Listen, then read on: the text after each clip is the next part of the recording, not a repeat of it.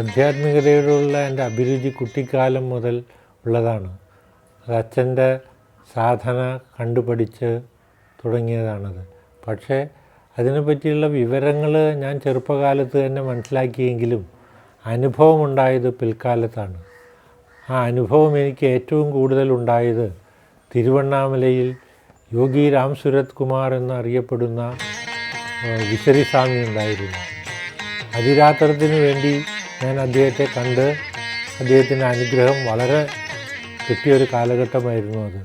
അതിരാത്രം കഴിഞ്ഞ് നന്ദി പറയാൻ വേണ്ടി അദ്ദേഹത്തിൻ്റെ അരിയത്ത് ചെന്നപ്പോൾ രമണ മഹർഷിയുടെ ചേട്ടൻ്റെ മകൻ്റെ മകൻ ഗണേശനും ഞാനും സംസാരിച്ചിരിക്കുമ്പോൾ ഗണേശൻ എന്നോട് ആവശ്യപ്പെട്ടു, ഈ അതിരാത്രമൊക്കെ ചെയ്ത് കേരളത്തിൽ മഴ പെയ്തുവല്ലോ, തിരുവണ്ണാമലയിൽ മഴ പെയ്തിട്ട് 9 മാസമായി, ഇവിടെ കുടിക്കാൻ വെള്ളമില്ല, മൃഗങ്ങൾ ചത്തു വീഴുന്നു, അപ്പോൾ ഒരു മഴ നിങ്ങളുടെ യാഗശക്തി കൊണ്ട് ഇവിടെയും പെയ്യിച്ചാൽ എന്താണ് എന്ന് ആവശ്യപ്പെട്ടു. എൻ്റെ അറിവില്ലായ്മ കൊണ്ടും മറ്റെന്തോ വികാരം കൊണ്ടും ഞാൻ പറഞ്ഞു, തിരുവണ്ണാമലയിൽ 24 മണിക്കൂറിനുള്ളിൽ 3 മണിക്കൂർ നീണ്ടു നിൽക്കുന്ന പൊരിഞ്ഞ മഴ പെയ്യുമെന്ന്. അത് വെറുതെ പറഞ്ഞൊരു വാക്ക് മാത്രമായിരുന്നു അപ്പോൾ. ഇത് കഴിഞ്ഞ് ഞാൻ യോഗിയോട് തിരിഞ്ഞു പറഞ്ഞു, എന്നെ ഒന്ന് യു ഷുഡ് ഹെൽപ്പ് മീ എന്ന് അദ്ദേഹത്തോട് പറഞ്ഞു. അദ്ദേഹം സ്വതസിദ്ധമായ ആ ശൈശവ രൂപത്തിലുള്ള ചിരിയാണ് ഉണ്ടാക്കിയത്. യോഗി രാം സുരത് കുമാർ ഒരു ഭിക്ഷക്കാരനെ പോലെയായിരുന്നു. തലയിലൊരു തലപ്പാവും കയ്യിലൊരു വടിയും ചിരട്ടയും ഒരു വിശറിയുമായി 40 കൊല്ലമായി കുളിക്കാതെ, കൊല്ലത്തിലൊരിക്കൽ വസ്ത്രം മാറി, ആരെങ്കിലും കൊടുക്കണ ഭക്ഷണം കഴിച്ച് ഈ തെരുവ് തിണ്ണകളിലും മരച്ചുവട്ടുകളിലും അമ്പലത്തിൻ്റെ പരിസരത്തുമൊക്കെ ജീവിച്ചിരുന്ന ഒരാളായിരുന്നു യോഗി രാം സുരത് കുമാർ. അദ്ദേഹം ചിരിച്ചതല്ലാതെ ഒന്നും പറഞ്ഞില്ല.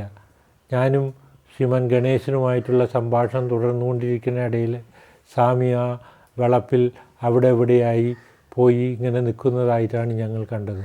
ഏകദേശം ഒരു അരമണിക്കൂർ കഴിഞ്ഞതിന് ശേഷം യോഗി ഓടി വന്നിട്ട് എന്നോട് പറഞ്ഞു, I feel very tired, I must lie down എന്ന്. ഞാൻ ഇരുന്നിരുന്ന പായ അദ്ദേഹത്തിന് കിടക്കാൻ കൊടുക്കുന്നതിന് മുമ്പ് തന്നെ യോഗി നിലത്ത് കിടന്ന് ഉരുളുന്നതാണ് ഞാൻ കണ്ടത്.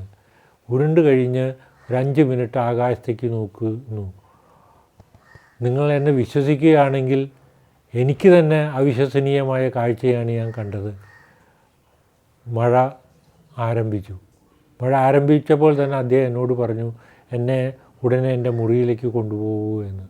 ഞാൻ മുറിയിൽ അങ്ങേരെ കൊണ്ടാക്കിയിട്ട് അപ്പോഴേക്കും മഴ കനത്തിരുന്നു. ഞാൻ അവിടെ നിന്ന് പോരാൻ മടിച്ചപ്പോൾ അദ്ദേഹം പറഞ്ഞു, ഉടനെ തന്നെ കേരളത്തിലേക്ക് മടങ്ങൂ, കേരളത്തിൽ ചെല്ലുമ്പോൾ വളരെ വൈകില്ലേ. അപ്പോൾ തന്നെ 5 മണിയായി കഴിഞ്ഞിരുന്നു.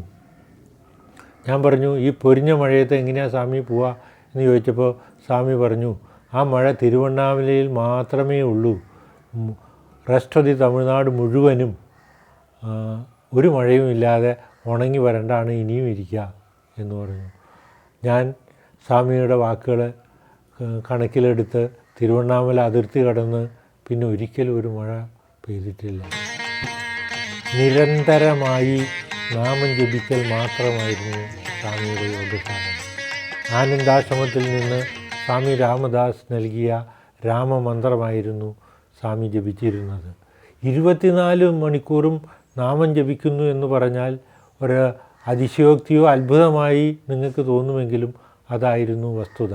രക്തം ഛർദ്ദിച്ച് 2 ആഴ്ചക്കാലം രാവും പകലും സ്വാമിയുടെ അരിയത്തിരുന്ന് യോഗിയെ ശുശ്രൂഷിക്കാൻ ഇടവന്നപ്പോൾ ഡീപ്പ് സ്ലീപ്പിലും സ്വാമിയുടെ ചുണ്ടുകൾ നാമം ജപിക്കുന്നത് എനിക്ക് കാണാനും അനുഭവിക്കാനും ഇടയായി. ഒരുപക്ഷെ ആ അനുഭവത്തിൻ്റെ ആ അംശമായിരിക്കാം ഈ നാമജപത്തിലേക്ക് എന്നെ ഇത്ര ശക്തിമത്തായി കൊണ്ടുപോയിരിക്കുന്നത്. എനിക്ക് വല്ലെങ്കിലും സാധനയുണ്ടെങ്കിൽ അത് നാമജപം മാത്രമാകുന്നു.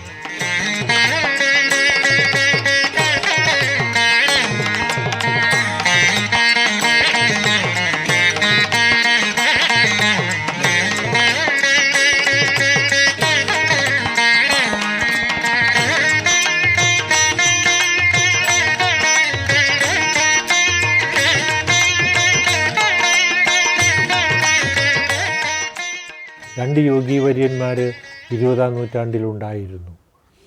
ഒന്ന് പടിഞ്ഞാറ് ആൽബർട്ട് ഐൻസ്റ്റീനും കിഴക്ക് മഹാത്മാഗാന്ധിയുമായിരുന്നു. ലോകം കണ്ട ഋഷിവര്യന്മാരിൽ 20-ാം നൂറ്റാണ്ടിലെ ഋഷിവര്യന്മാരിൽ ഏറ്റവും അഗ്രഗണ്യരായിരുന്നു അവരെന്നാണ് എൻ്റെ അഭിപ്രായം. ഗാന്ധിജിയെയും ആൽബർട്ട് ഐൻസ്റ്റീനെയും ഒന്നിച്ചു പറയുമ്പോൾ അത് ഒരപാകതയായോ തോന്നുമെങ്കിലും അതിലൊരപാകതയുമില്ല. ഒരു വലിയ ശാസ്ത്രജ്ഞൻ ഒരു വലിയ ഋഷിയാകുന്നു. കാരണം നേരത്തെ പറഞ്ഞതുപോലെ ഋഷി ലോകം കണ്ട ആദ്യത്തെ ശാസ്ത്രീയ ഗവേഷകന്മാരാണ്.